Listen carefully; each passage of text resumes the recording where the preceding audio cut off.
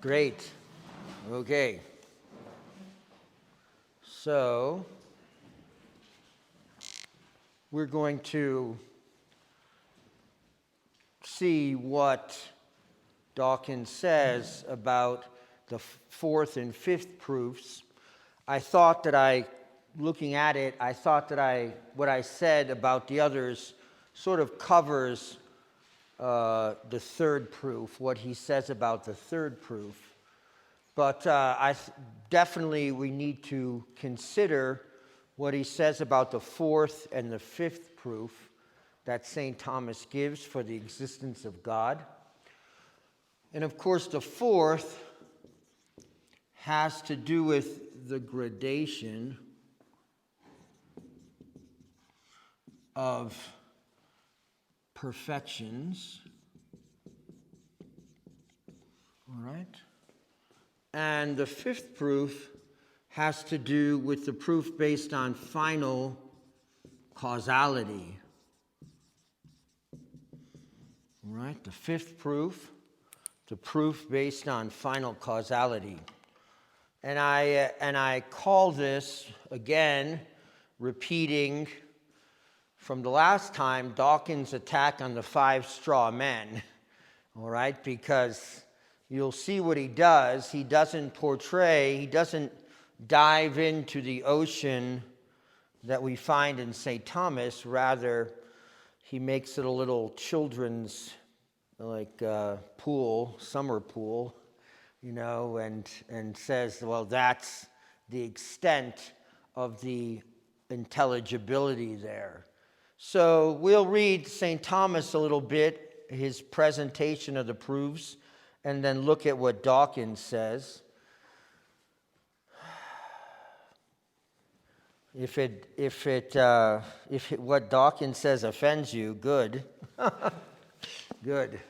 Then you're on the right track.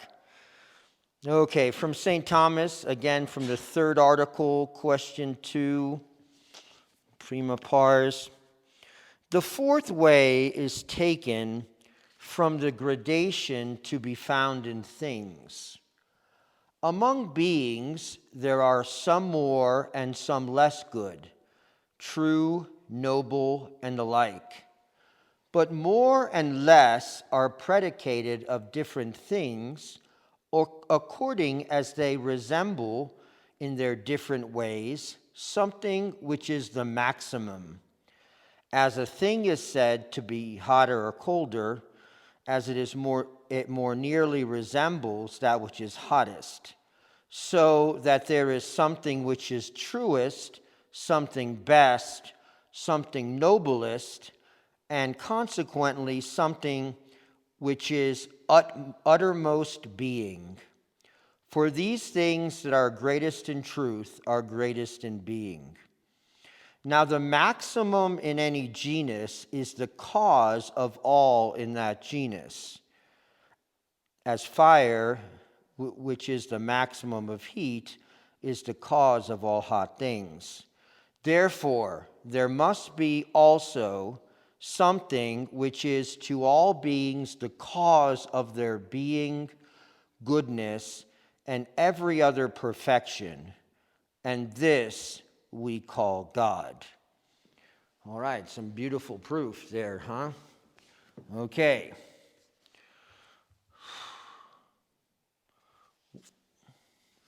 What does Dawkins say?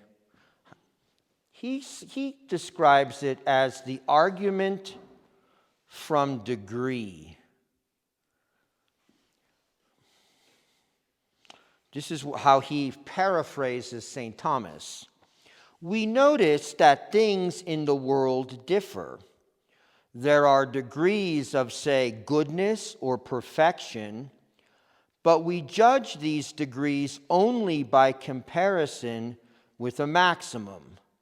Humans can be both good and bad, so the maximum goodness cannot rest in us. Therefore, there must be some other maximum to set the standard for perfection, and we call that maximum God.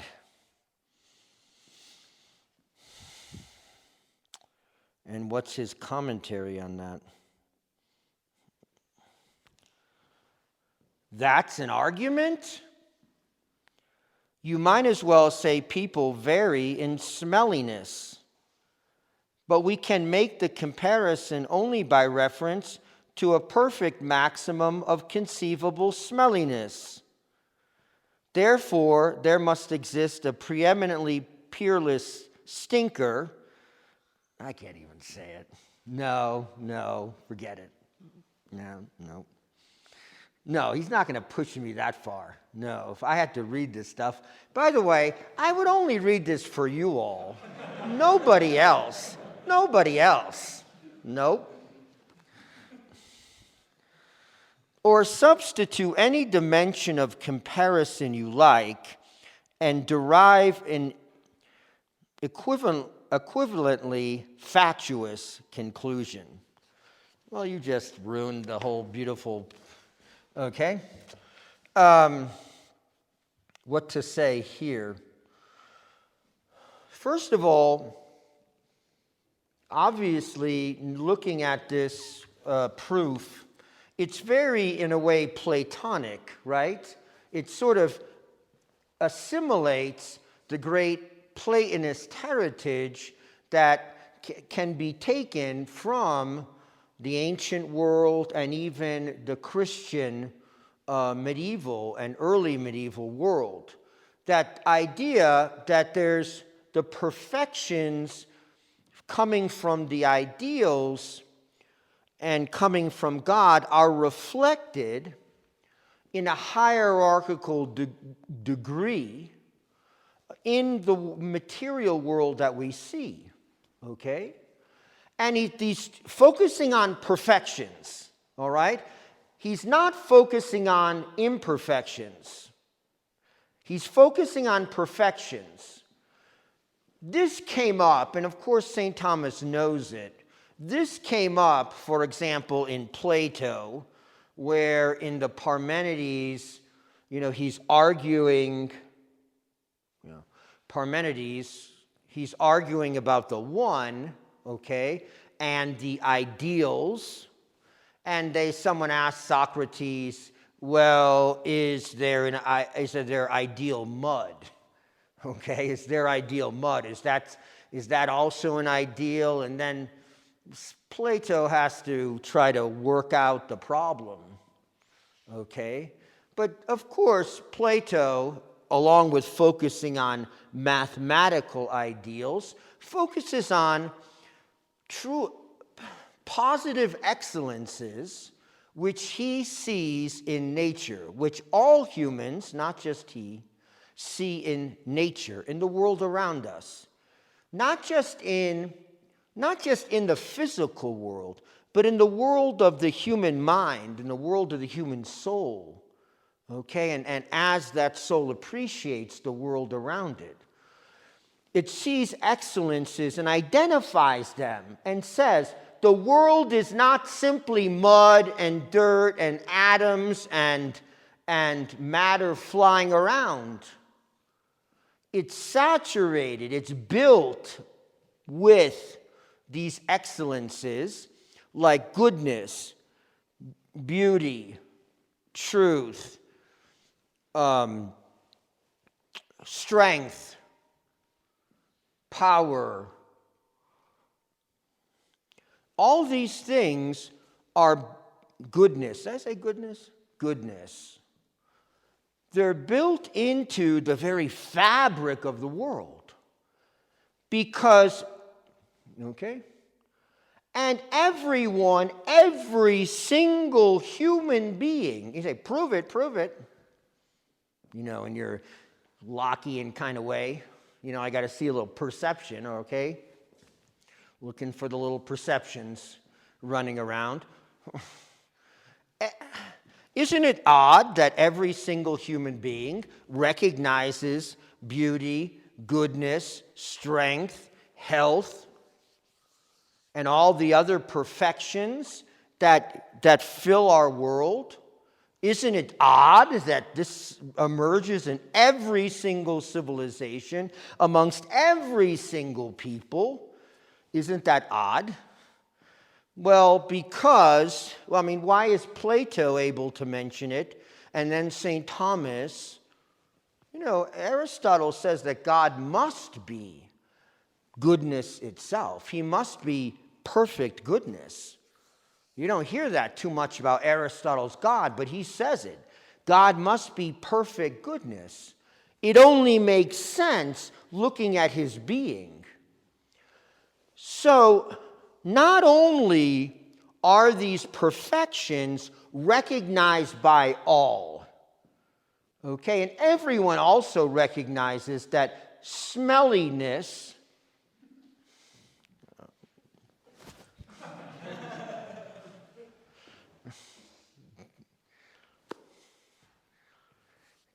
is not a perfection. I don't know exactly how to categorize it, but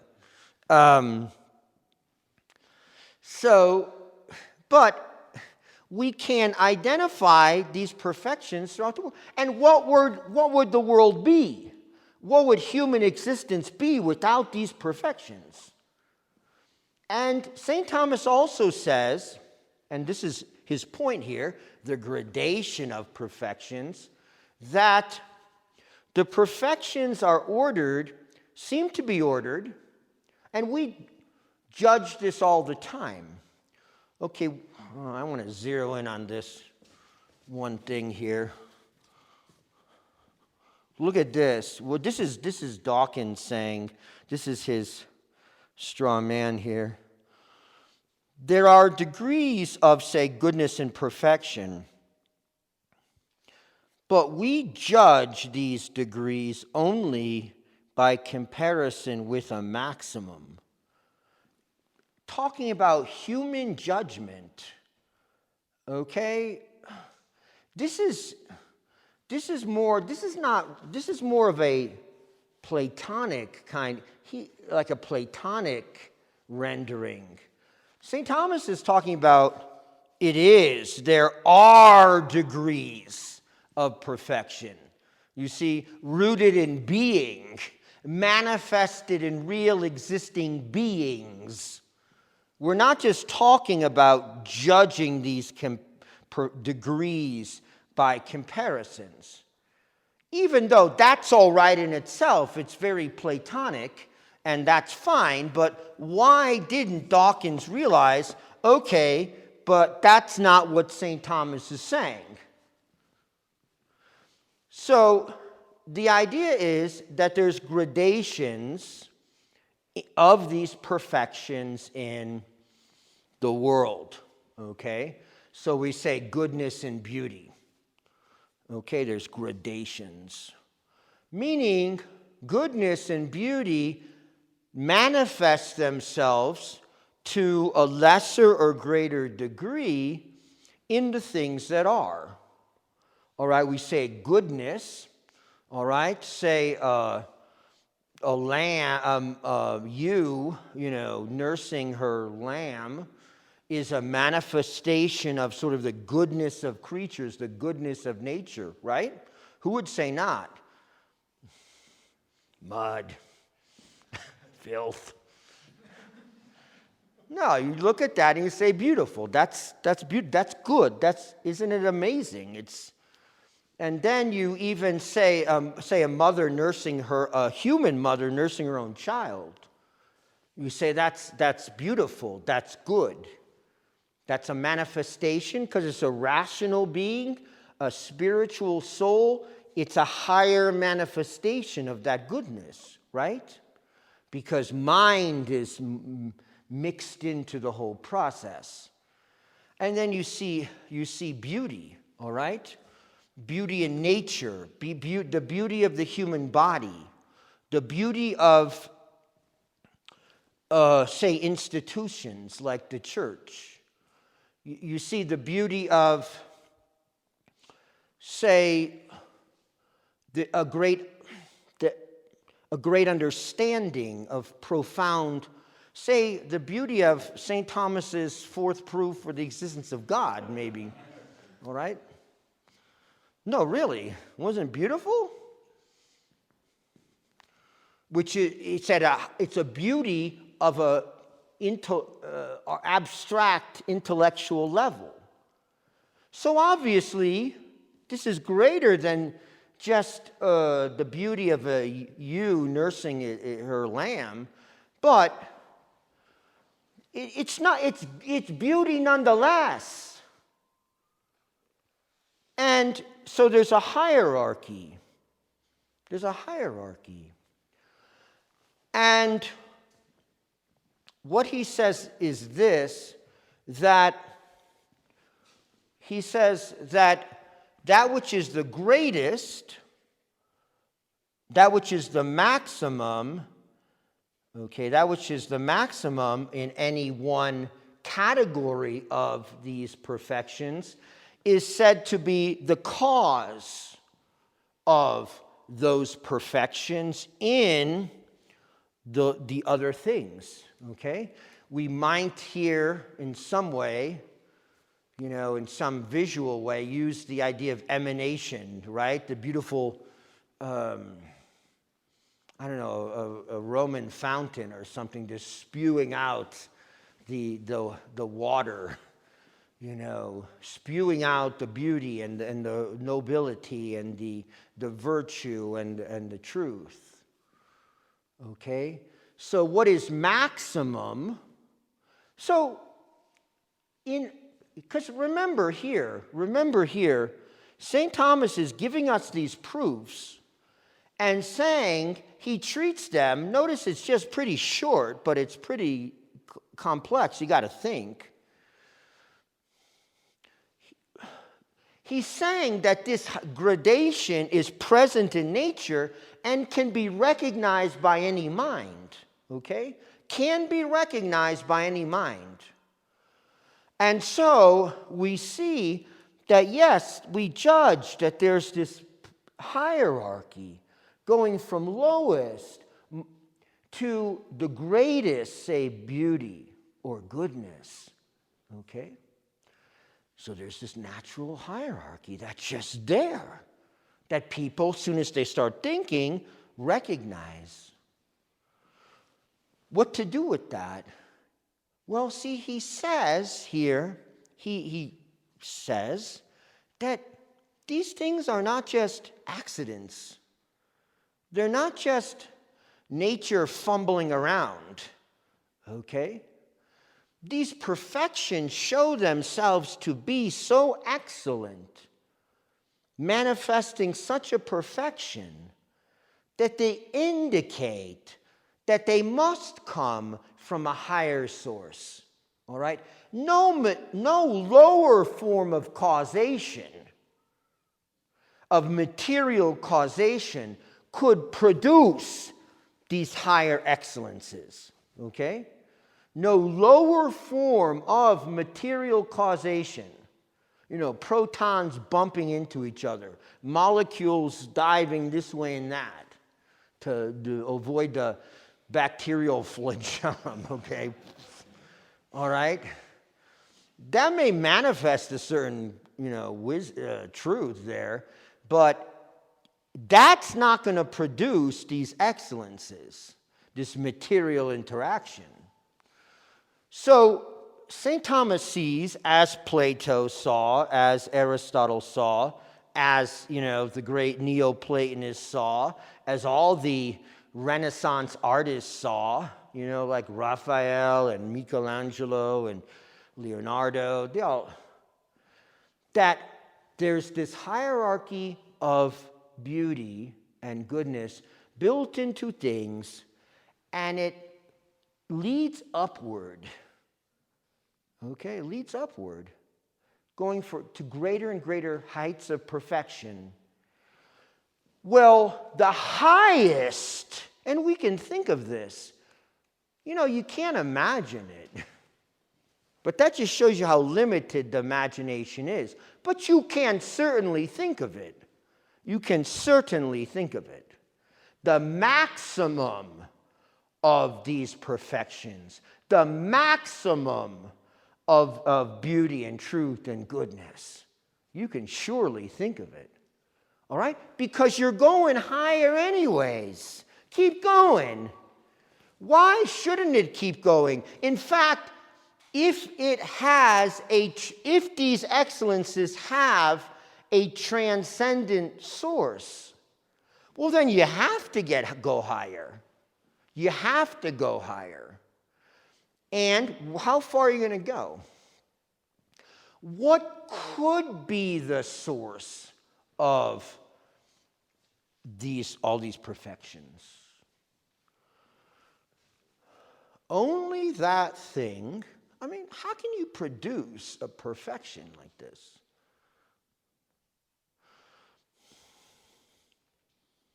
Like, who thought of beauty and nobility? What is that evil thing there? The monster guy? The bacterial teeth. What is it? Parasite? Yeah. No, that's not gonna think of these beautiful realities. Nope. And they're not fantasies. They're built into why is it that every single people who have minds recognize these things? Why? Why? Because they all do. Including all the little poor, post-teenagers you got buying your book. They do too. And, obviously, the maximum has to not just possess these qualities to a certain degree, including being, which is the perfection of all perfections, right? Not only possess the highest instance, doesn't even just possess these perfections. It must embody these perfections. It must be these perfections. How do I understand that? It must whatever it is, we don't know. It must virtually contain the goodness, because it gives these things. It's the source of all these perfections. So it must virtually contain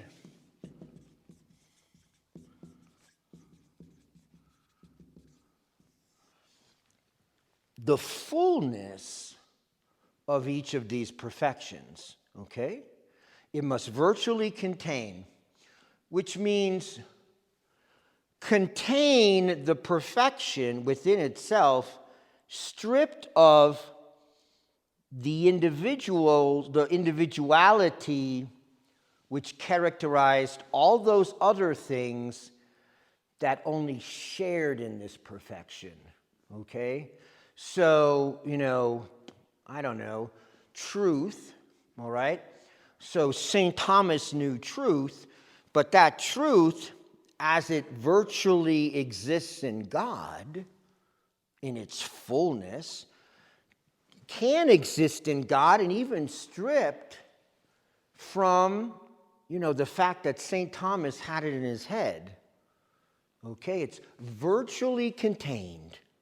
The perfections of all things are virtually contained in their fullness, in their perfection, in their self-sufficiency, in a self-sufficient way in God. Okay? Well, okay, I'm not supposed to say God yet. Okay, wait. Okay. So, you got, okay. And it has these qualities in themselves, okay? This being, we don't know yet. Okay, so goodness itself, beauty itself, nobility itself. You got it. Okay. Again, and one more. Truth itself. Okay. Oh, I know one. Whoa. Being itself. I am who I am, remember?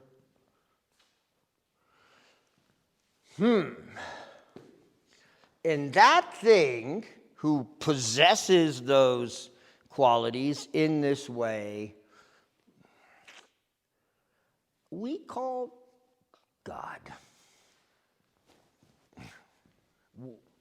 What else? Okay? It's not saying everything about God.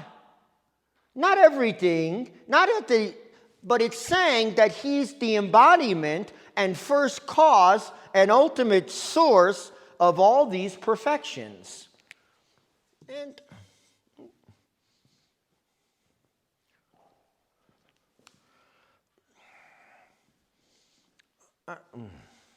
I don't know. I mean, but why can't you just try to tackle these proofs in a little more sophisticated way? Why is it always the gotcha? The gotcha. That's an argument? Yeah, that's good. It isn't. You make a better one.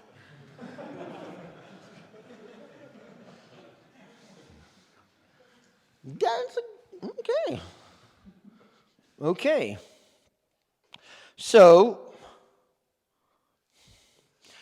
Okay. So, I mean, that's the fourth proof and how he creates a straw man. When you think about it, I mean, he's not, God, St. Thomas here is not just speaking about God as, first mover, unmoved mover, like uncaused cause, necessary being. He's giving God substance and life and richness in this proof, right?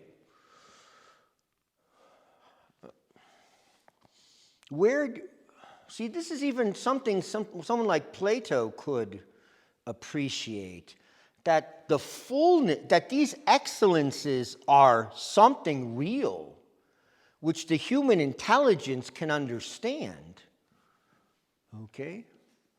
And therefore, they have to have a source just like anything else, just like motion and just like change, just like being. Okay. Fifth proof. It's pretty short, so I think here. The fifth way. Based on final causality. This is what St. Thomas is saying, okay? This is the real thing before you get to straw man. Because there's practically no resemblance whatsoever between the two. Okay, here we go. The fifth way is taken from the governance of the world. Now, maybe I'll just run over here and read his. Okay.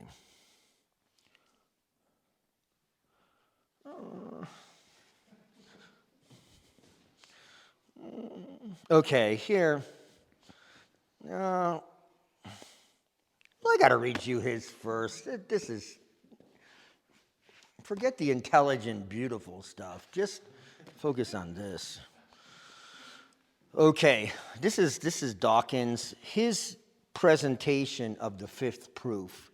The teleological argument or argument from design. Things in the world, especially living things, look as though they have been designed. Nothing that we know looks designed. Nothing that we know looks designed. Okay, wait, let me read that again. Nothing that we know looks Nothing that we know looks designed. Okay. Nothing that we know looks designed unless it is designed. Therefore, there must have been a designer, and we call him God. Aquinas himself uses the analogy of an arrow moving towards a target. Well, yeah, of course, St. Thomas does use it in the fifth proof. That comes from Aristotle, right? Remember? He's talking about virtue. Remember the target set up, and you have to aim the arrow. And he says you have to aim, in order to hit the target, you got to aim higher than the target, right? Because the arrow necessarily sinks down a bit. So when you're seeking after the target of true virtue, you got to aim a little higher than what you expect. So, because it's going to sink down a little bit. He uses it in the Nicomachean Ethics, but St. Thomas uses it in the Fifth Proof. Aquinas himself used the analogy of an arrow moving towards a target, but a modern heat-seeking anti-aircraft missile would have suited his purpose better. Don't ask me what I like to do with a modern heat-seeking anti-aircraft missile at this moment, but okay, well, we'll just use, okay. How is he benefiting his case by saying this, okay? Okay, St. Thomas used the example of an arrow moving towards a target, but you say, better a modern heat-seeking anti-aircraft missile, right? Just like, okay, we'll just use that example. First of all, okay, we got what are we going to blow up now? What's the Lockheed? What's this Lockheed? Or who makes the bombs? We'll just say Lockheed, makes the bombs. And, okay, the Lockheed factory, blow it up, and we get a modern heat-seeking anti-aircraft missile, right? That always hits its target, right? And yet nature is so much more perfect. Oh, but you're recognizing that this has to be designed right? That it couldn't have just been an explosion, right? So you're proving my case, right? You're showing that St. Thomas was very right, right? Wrong. Nope. Okay, so there's so many problems with that. It's not just St. Thomas, this is a teleological argument, which means that he's not just talking about design in any way. He's asking why the actions of creatures always or normally hit the pre-given target. Okay, why does that happen? Almost all the time,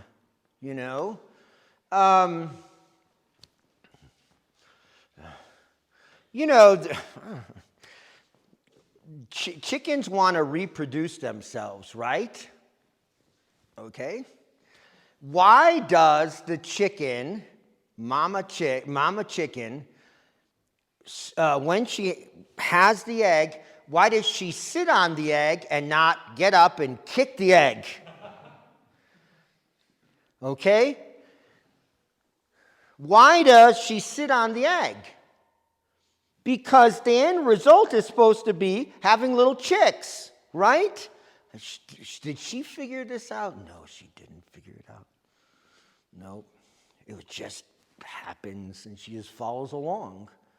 Okay, why does that happen almost, I don't know, do you have chickens? You do?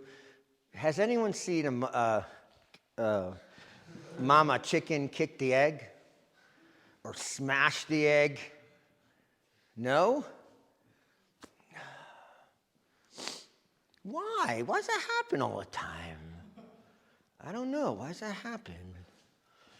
I wonder. These things are so difficult. Did you tell her what to do? Did the mama chick read the Benedictine rule and say, no, mama chick, you gotta follow this, all right? We need eggs, okay, so you gotta do this, that, and the other thing, right? Nope. Nope. Okay, what does St. Thomas say? The fifth way is taken from the governance of the world. In other words, steering things towards their proper ends. The fifth way is taken from the governance of the world. In other words, steering things towards their proper ends. So they get there all the time. Or normally all the time. Okay? We see that things which lack intelligence, so things that can't choose the target themselves and can't choose how to reach that target. Okay, so two things. They don't choose the target themselves, and they don't choose the way to reach the target. And yet they reach the target. And you can count on it. That's the funny thing. We can count on it, and we do. What if we couldn't? What if we couldn't? We see that things which lack intelligence, such as natural bodies, of course, this universal teleology of Aristotle and St. Thomas, but applies to everything, even the human body, by the way. Right? Right? The heart's going to pump the blood. The objective, pump the blood. Heart, keep going. At least to the end of this lecture, okay? Okay, got to finish this stuff. Okay. We see that things which lack intelligence, such as natural bodies, act for an end. Did you see end anywhere in that description? And yet it's the whole point. And this is evident from their acting always or nearly always in the same way, so as to obtain the best result. Hence it is plain that not fortuitously but designedly do they achieve their end. Now, whatever lacks intelligence cannot move towards an end unless it be directed by some being endowed with knowledge and intelligence, as the arrow is shot to its mark by the archer. Therefore, some intelligent being exists by whom all natural things are directed to their end, and this being we call God. What else are you going to call it? What else are you going to call it? Okay, we see in nature, including man, man is shot towards happiness and goodness and truth. And he always, he strives towards that end, but he may deviate because of another vertical intervention, his own will, right? Okay, why isn't everything? Like, what about, did I ever tell you about Granny? Okay, Granny the cat. Okay, did I tell you about Granny? No? Okay. So we have a cat. She's about 15 years old now. Okay, the point is the first part of the story. Granny the cat, 15 years old now. She's outlived her babies and grandbabies completely. Okay, well, I shouldn't. Okay. So one day, my children were younger, little children. And one day, I walk out onto the street in front of her house, and I see Granny smushed on the road. No. I'm not laughing. Okay. So what? She's not achieving her end. Okay, I think she got maybe like 20 babies still to have. So she was not achieving her end. Okay, so little Granny, you know how I draw. So, okay. Looks like a little pig, but okay. Whiskers. Okay, little Granny.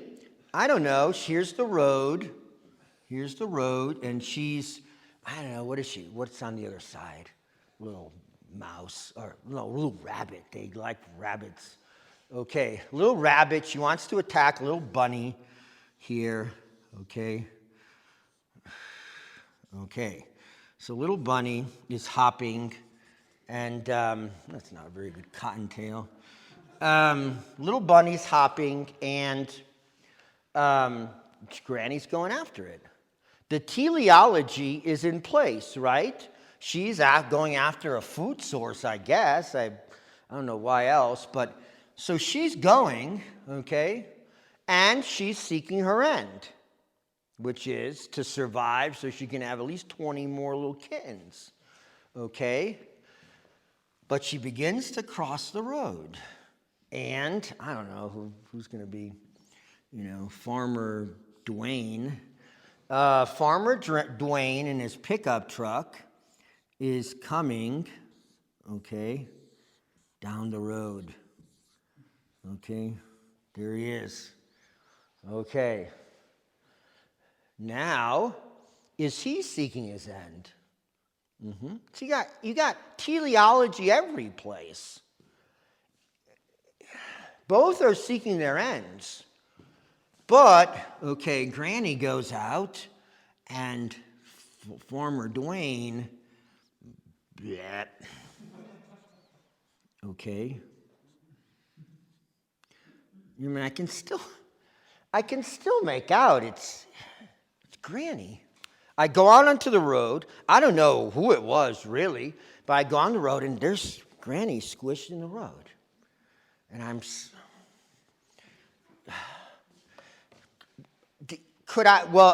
do I say, sorry, Fifth Proof. Granny has now stopped seeking her end. She's not seeking her end anymore, right? No. Well, yes, but there was a intersection of causal movements, okay, towards an end. There was an intersection, a very misfortunate intersection of causal movements, okay, for Granny's sake, and that resulted in, Farmer Dwayne keeps going, but Granny's just stopped in her movement towards the end. That doesn't mean she wasn't moving towards an end. She was, but she was stopped because of these causal intersection. This causal intersection.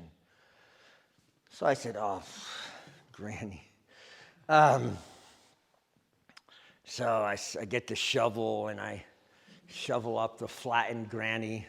And I say, I don't want the children to see this. This is horrible. Their favorite cat at the time. So I go to the backyard, this sand pit, and dig a hole and put Granny in and fill it over. And then I go in the house, and I'm sad because what am I going to say? Granny just disappeared, and trying to make up this. Not a lie. Not in those cases. Not going to debate it, okay? So I'm sitting down in the living room, and just, how am I going to explain this? Up the stairs comes Granny, popping up the stairs. Comes Granny.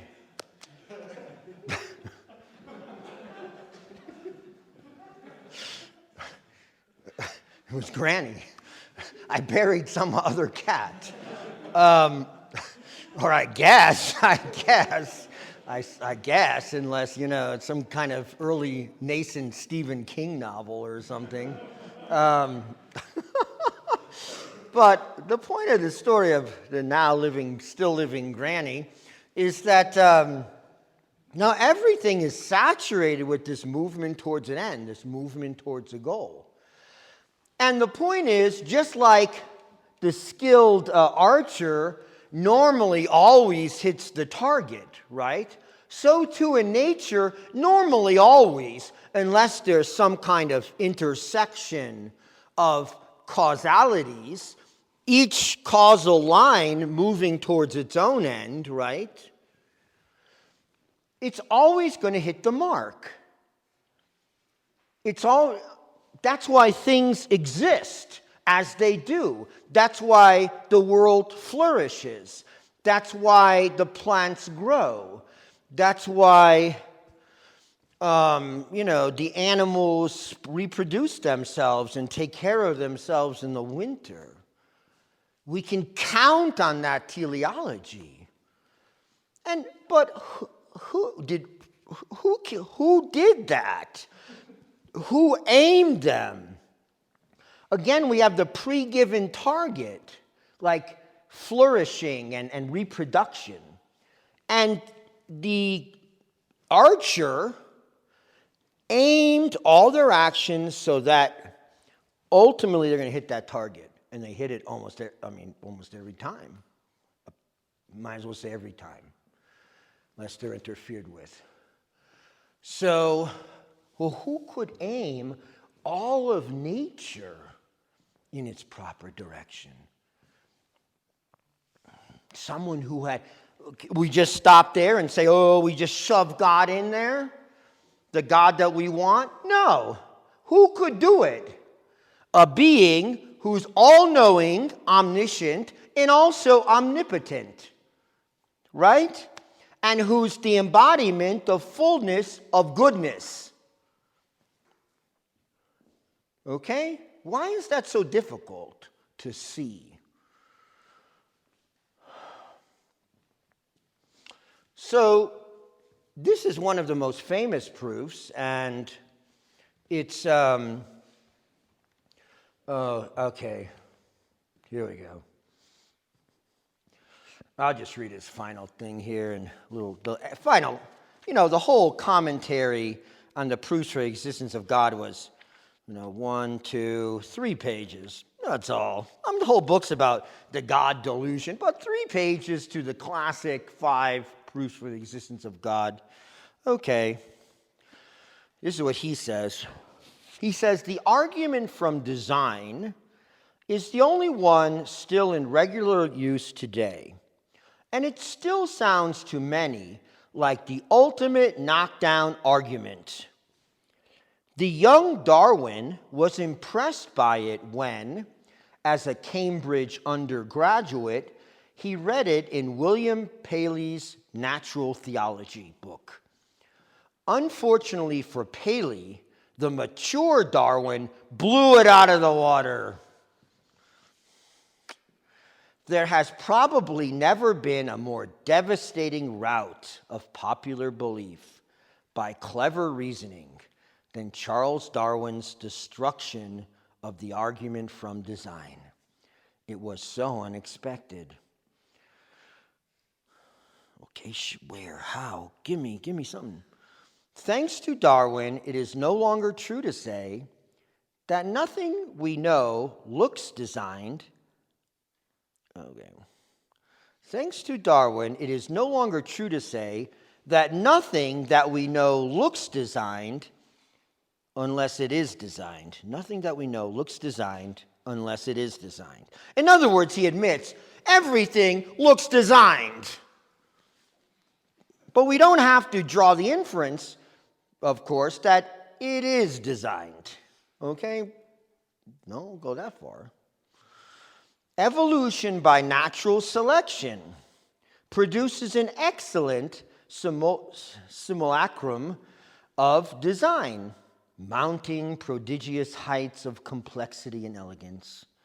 And among these eminences of pseudo-design are nervous systems, which, among their more modest accomplishments, manifest goal-seeking behavior that, even in a tiny insect, resembles a sophisticated heat-seeking missile, more than a single arrow on target. All right, thank you, Professor Dawkins, for another proof for the existence of God. Thank you. Good. Okay. Good. All right.